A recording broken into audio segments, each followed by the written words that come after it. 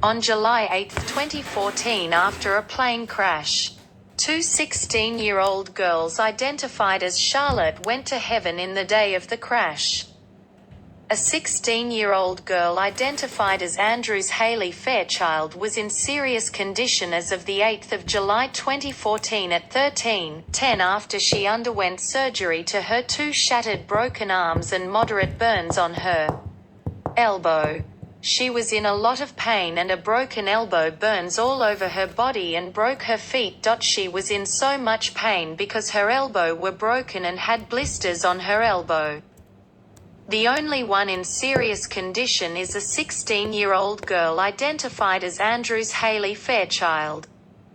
Her mother Hartley and Claire T. Girls and the whole California family Girls and California Girls let the people know about her. As the day becomes night, Andrews Haley Fairchild, the 16-year-old girl, is in serious condition and clinging to life and fighting for her life.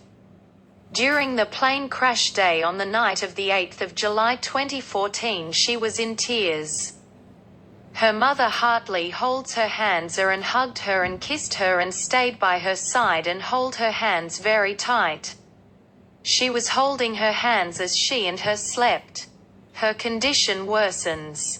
On the 16th of July 2014 at 13:16, Andrews Haley Fairchild, a 16-year-old girl, went to heaven.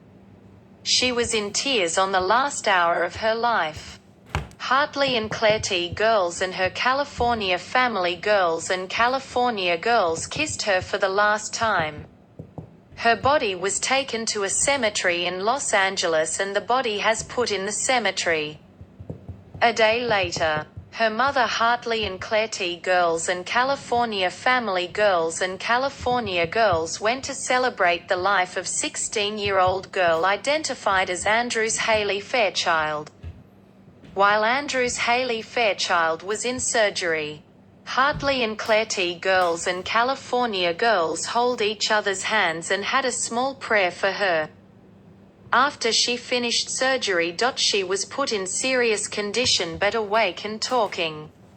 She went to her room and she was waking up from surgery. Her eyes were bruised. Her body was full of casts. Her elbow was casted and she was so critically hurt. Her friends started praying for her. She was in tears and her mother Hartley went to her when she called her mother. She came to her and holds her hands very tight and she slept by her side and she said she will miss her a lot. She was celebrated with flowers and they prayed for her at her gravesite.